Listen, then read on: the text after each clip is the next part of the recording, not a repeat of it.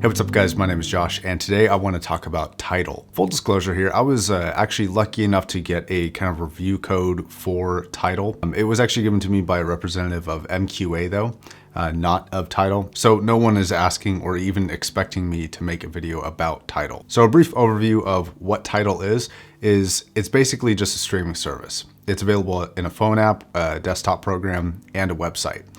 It's owned by Jay-Z. And it actually boasts a whopping 60 million songs, which is pretty crazy considering that Google Play Music and services like Qobuz both have only 40 million each. And so Tidal ends up having 50% more music than both of those, which is kind of nuts to think about. And one big thing that makes Tidal stand out is its ability to stream lossless music and MQA music. So you'll start to see more of these services pop up. Like I think Amazon has an HD option which streams lossless music now. Qobuz streams lossless music. Now, while Tidal has significantly improved its music selection since its inception, I still think for certain specific genres, they may fall a little bit behind.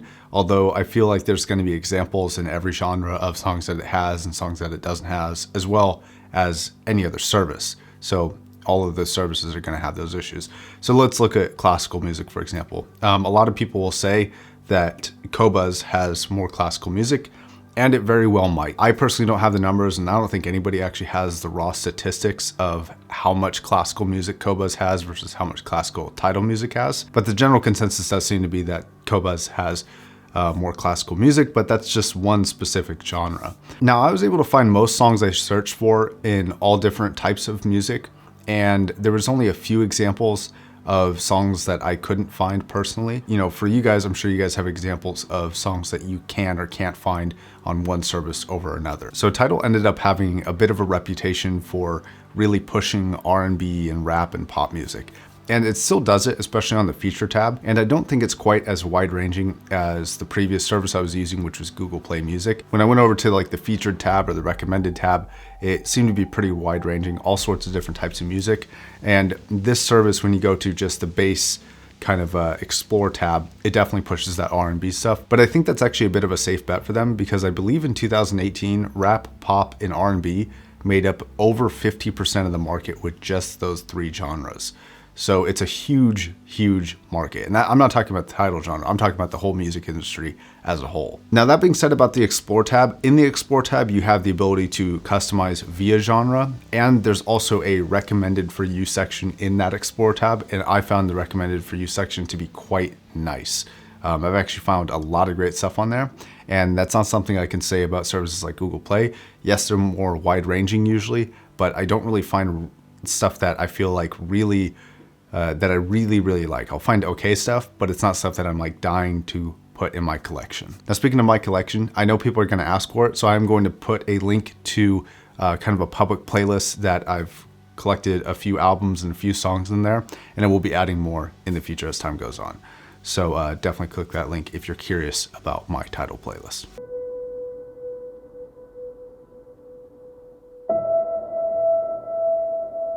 So let's talk about sound quality here a little bit.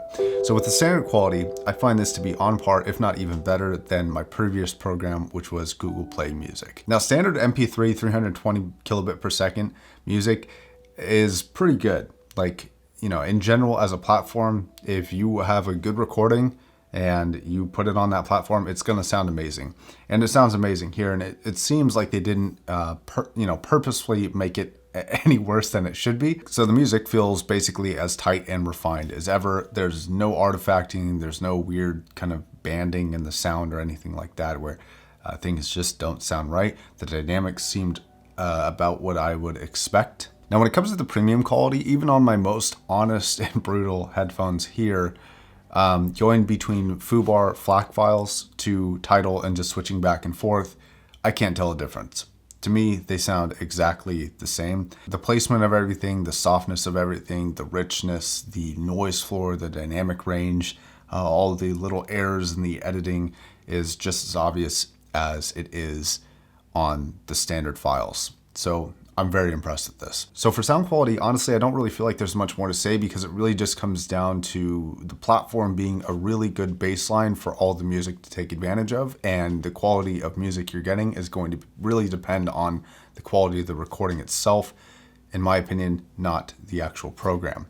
So I want to talk about a few dislikes I have about the program, and luckily most of these are things that I think could be changed with some form of software update. So while they're complaints now, they may not be relevant in 6 months, a year, 2 years, who knows. So the first of which is when you heart or add to your collection or favorite songs, albums, and artists, they actually all go towards different menus. So you have your songs, artists, and albums, but there's no master menu for everything like there is on Google Play. Now, this is a problem for me because let's say I'm looking up Hotel California and I heart the song and I want to go back and find that song later, and I'd have to go in the song section to look for that specific song. I couldn't go to artists and then find the Eagles to then find the song that I hearted like you can on platforms like Google Play Music. I'm not sure why there's no master list, but it is frustrating that I basically have to heart a whole album in order to get basically all my music in the same place. So I think they should add the accessibility of either having a master list or access to all of your lists from all of your different menus, and you can just have a starting point of, artists, albums, and songs. Okay, the second complaint is that for me, the Explore tab kind of sucks. I only find good music, and actually quite good, on the recommended for you section, but everything else is not really my style, and I don't really find that good of music there. And so I wish they would more tailor it to the specific user rather than what I think they do, which is just put out the same artists and same albums for everybody in that Explore tab. So I wish it was a little bit more tailored. Okay, the next complaint that I have is the music selection is vast, as we saw by that 60 million number, but it does have its gaps. And this is something that I think will be solved over time, but it is kind of a complaint where, like, especially classical, there's been a number of songs that are, I've looked for and haven't been able to find, but it's also notable that that is a complaint that I have for some other services as well. Then the last complaint that I have is regarding cell phones. So if you're streaming master quality to this over your cell phone network and not Wi-Fi, there is intermittent kind of pausing or buffering of your music. And this really should not be happening because the amount of data is far less than something like an HD or a 4K video from YouTube, and those load just fine and even preload just fine. But the music, for whatever reason, in that quality does have some intermittent kind of pausing. Like on an average song, it'll probably pause 5 or 6 times, and this can really take you out of the music. And I feel like that should really, really be addressed. And I'm almost entirely sure that it's a software issue. A friend of mine actually stopped using the service because of that, because he was trying to stream in his car off his off his phone network, and it was just pausing and pausing and pausing. So I feel for him there, and it is a valid complaint, I feel. Okay, and then I have some things that are not complaints, but things that I do wish were added to the platform. EQ, for example, is a huge thing that, especially if they're focusing on having kind of the high fidelity aspect of things, I feel like you're going to get a lot of people who care a lot about how their headphones and their speakers are sounding, and EQ for some people can really, really be beneficial and something they really enjoy. And I don't feel like it's that hard to do. So I feel like an EQ option would be great. Also, I think really easy plug and play plugins would be great. That's something that Fubar has over a lot of these other services, is Fubar has kind of a modular system where you can add a bunch of features to it. And Tidal is very strict and limited to it. So I wish there were some other plugins that could be added easily. Another thing is some form of a visualizer so that I could put, this on in the front room, if I have guests over, and I could play music in the background and have some cool visualizing effect rather than just looking at a song list. Small things like that would be nice. And then another thing, and this one is a little bit odd admittedly, but I'd like a notes tab for either each album or each song. And this could even be limited to the premium subscriber list. And the reason why I would want notes is, like, let's say you're at song A, and at 46 seconds there's this weird cymbal hit in the background that gets quickly covered up by the drummer, and it wasn't supposed to happen. Well, you might want to notate that in the song and reference it later.